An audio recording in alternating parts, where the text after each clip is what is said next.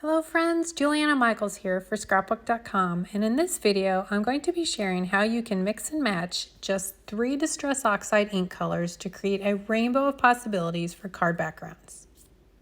Many of you probably learned about the color wheel in elementary school and about the primary colors of red, yellow, and blue. These colors cannot be created by mixing other colors together, which is why they are called the primary colors. And when you mix together any two of these primary colors, you create the secondary colors, which are orange, green, and purple. During this video, I'm going to be using Distress Oxide inks in Picked Raspberry, Mustard Seed, and Salty Ocean as my primary colors, with Picked Raspberry as the red, and yes, I know it's kind of pink, Mustard Seed as the yellow, and Salty Ocean as the blue. But feel free to use any combination of colors you have on hand, just as long as they are a red, yellow, and blue. I'm going to mix 2 of these colors to create a secondary color and show you how you can get a completely different look just by switching which color you start with. And as you will see, they are perfect for creating a rainbow of backgrounds when you mix and match just 2 of the colors. Here are the other products I'll be working with, but feel free to use any similar type products you have in your stash. Along with Distress Oxide inks in Picked Raspberry, Mustard Seed, and Salty Ocean, I'll also be using frayed burlap. I'm going to be using the Wordfetti Sunny Dies stamp set for the sentiments. I'm going to be using this design from the Holtz Mini Stencil Set 25. I'll also be working with the Scrapbook.com Layered Roses Bundle die set, specifically these 3-leaf dies. The other die set I'll be using is the Detailed Butterfly images from the Scrapbook.com Butterflies 1 die set.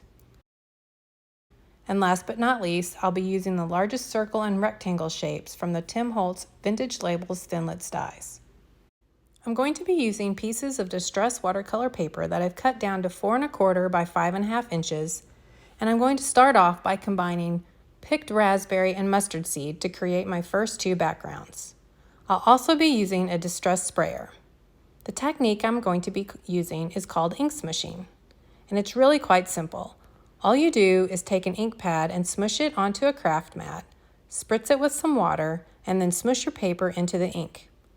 The gentler you smush and the less paper you smush, the less ink you will pick up, and the harder you smush and the more paper you smush, the more ink you pick up. Here I'm applying Picked Raspberry to my craft mat and spritzing it with water. Before I smush the paper into the ink, I like to use my finger to tap into the ink and break up the harsh edges and to create some larger droplets. As I smush the paper into the ink, I gently push small sections of the paper into the ink so that I don't completely cover the paper with the ink. This allows me to leave some white areas for the next step. I then use my heat tool to dry the ink. Once it's dry, I'm going to clean off my craft mat and repeat the same process with Mustard Seed on a new piece of cardstock. If you're sensitive to heat, you can also use a pair of tweezers to hold the paper while you're drying it. Now it's time to start mixing colors. I'm going to use Mustard Seed again, but I need a bit more ink. Because there is water on my mat, I don't really want to smush the ink pad into that, so I end up wiping some of that up and adding more ink. Next, I spritz it with some water and tap around the ink to break up the droplets. I then begin smushing the paper into the ink as before. I try to make sure to get some of the ink onto the white areas, and by mixing it into the pink, we get this gorgeous orange color. If you have a small area where you want a bit more color, you can use your finger to kind of finger paint the ink where you want it. You can also use a brush to add some splatters. While I'm doing this, my camera had stopped recording and I didn't know it, but you'll see me do it again, so don't worry. Here I'm taking the yellow panel I created and I'm going to add some of the Picked Raspberry to it using the same technique as before. A little bit of finger painting to fill in here and there, and then a few ink splatters to finish it off. I then dry the ink with my heat tool. Here's a look at the 2 backgrounds I created by mixing the Picked Raspberry and Mustard Seed.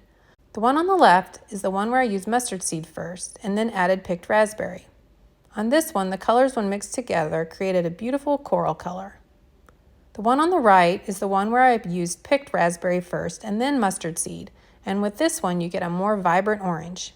Isn't it amazing how the same 2 colors create such a different look by switching which color you start with? Do you have a favorite? Next, I'm going to mix and match Mustard Seed and Salty Ocean. As before, I'm going to take a piece of Distress watercolor paper and ink smush it into the Mustard Seed Distress Oxide ink, spritz with some water. I then dry it with my heat tool. I repeat this entire process with Salty Ocean. Now I'm going to take the paper inked with mustard seed and ink smush it into the Salty Ocean. I'm also going to add some splatters at this point for a little more interest and then finish it off by drying it with my heat tool. Here I'm repeating the exact same process on the Salty Ocean panel and adding mustard seed to it. Here is a look at the two backgrounds I created by mixing Salty Ocean and mustard seed. The one on the left is the one where I used mustard seed first and then added Salty Ocean. On this one, the colors when mixed together create a turquoise color. The one on the right is the one where I used Salty Ocean first and then mustard seed, and with this one you get more of a chartreuse color. Once again, it just amazes me how the same two colors create such different looks when you switch which color you start with. Which one do you like better? Now I'm moving on to the third and final color combination, Salty Ocean and Picked Raspberry. I'm going to start with Salty Ocean and do the same process as before with ink smushing and then drying it with my heat tool. On the second piece of paper, I'm going to apply Picked Raspberry. Here I'm going back to the first piece of paper with the Salty Ocean and smushing it into Picked Raspberry, finger painting, ink splattering, and then drying it with my heat tool. Once it's dry, I grab the paper with Picked Raspberry and repeat the same process with Salty Ocean. Here's a look at the two backgrounds I created by mixing the Salty Ocean and Picked Raspberry. The one on the left is where I used Salty Ocean first and then added Picked Raspberry, and the one on the right is the opposite mix. I was a little surprised with this color combination. When these two colors are mixed, they make a beautiful purple color, and they seem to create the same purple color regardless of which color you start with. Once the backgrounds were completed, I'm going to take my paper trimmer and cut each one down to 4 by 5 1/4 inches because I'm going to mat them later on to create a standard A2 size card, which is 4 1/4 by 5 1/2 inches. Now it's time to add some of that frayed burlap. I'm using this beautiful stencil from the Tim Holtz Mini Stencil Set 25, but again, feel free to use any stencil you like. I love the delicate design of this one. I'm going to apply the ink using an ink blending brush. I personally prefer to use a blending brush when applying ink through a stencil as it tends to get into the tiny nooks of stencils and create a more crisp, detailed design. I'm applying the ink through the stencil in the upper left-hand corner and then the right lower corner to kind of bring your eye across the background. I'm going to repeat this process on each of the background papers. I probably should have switched up the stencil, but I was on a roll and I really love the design of this one. Here I'm taking a foam blending tool and applying some frayed burlap to the edges of the paper. You can apply it directly to the edge as I'm doing here, or you can lay the paper flat and apply the ink in a circular motion going from the craft mat onto the edge of the paper. When doing it this way, I like to tilt the tool at a slight angle so I don't get more ink on the paper than I want. Now that all of the inking is completed, I'm going to spritz each panel with the Distress sprayer to reactivate the inks and create a little more interest. I then use my heat tool to dry them. With the background completed, it's time to move on to creating some embellishments. I've decided to pick 3 of the backgrounds and to create a card with each one of them. Off camera, I used the Tim Holtz Vintage Labels Thinlits to die cut some vellum. These dies have an inside border that is embossed into the paper when you run it through your die cutting machine. I have found the Scrapbook.com Magic Mat to create the most beautiful embossing. I use the Magic Mat when I die cut the one on the right hand side, and you can see how much more noticeable the embossing is as compared to the one on the other side, which is done with regular cutting plates. Next up, I've die cut the 3 different butterflies using the Scrapbook.com Butterflies 1 die set from Nina White cardstock. I've left them in the paper to help hold them in place while I add color to them using Distress Oxide inks. I'm using an ink blending brush to apply Picked Raspberry, Mustard Seed, and Salty Ocean to each of the butterflies. I'm using a small scrap of paper to place over the inked areas so I don't get my fingers in the ink while it's still wet, as this tends to lift off some of the ink during the process. Normally I would knock the insides of the die cuts out, but I kind of liked how these looked with all the little pieces still in place. If yours tend to fall out after you've die cut them, you could always put some washi tape on the back side to help hold them in place, or you could remove the insides to get a more delicate look. For a little more interest, off camera, I die cut some of the leaves from the Scrapbook.com Layered Roses Bundle die set from Neenah White cardstock. From there, it was just a matter of mixing and matching the labels, butterflies, and leaves to create a little cluster for each card. Once I was happy with each arrangement, I adhered it to the card front using Scrapbook.com refillable permanent adhesive roller.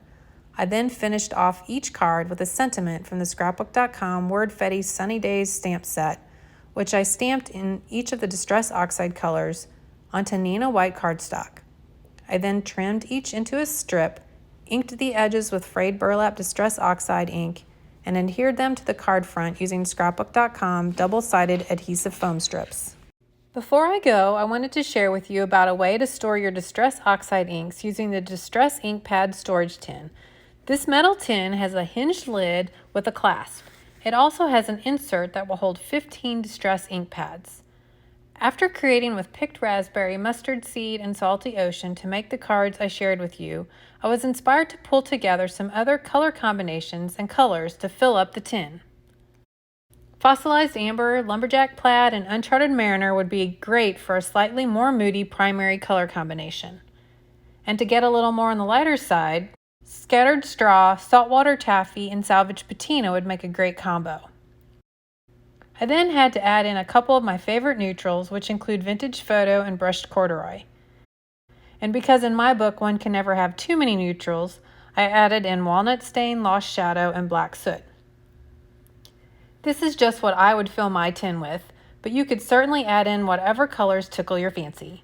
Create your own rainbow of colors by adding in some secondary colors such as carved pumpkin, mowed lawn, and wilted violet. What colors will you add to your tin? I hope you enjoyed the techniques and inspiration I shared using Distress Oxide inks for creating your own rainbow of colorful backgrounds and cards. If you enjoyed this video, be sure to give it a thumbs up and leave a comment down below letting me know which color combo you liked best. Thanks so much for watching.